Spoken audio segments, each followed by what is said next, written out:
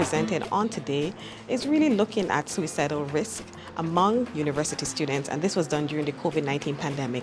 We also wanted to look at the psychometric properties of the scale that was used, which is a suicidal behavioral questionnaire revised.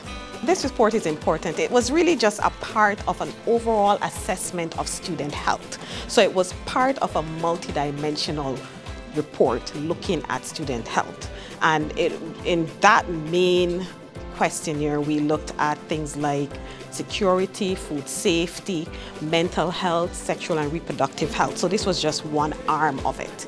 And the importance of looking at suicide risk, as you know, although Barbados has documented a low suicide rate compared to other Caribbean islands, it has become a major concern because in recent years, the numbers have seemed to have gone up.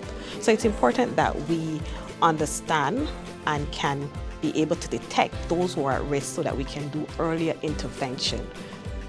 As I mentioned before, the assessment was done during the COVID pandemic, and we have to think of the factors that was going on then, the things that may impact persons. There were a lot of shutdown, people were locked in and may not be able to go out as much, and that could also lead to some social isolation. So we do think that it's important for us to repeat this now to see what the difference would look at this time.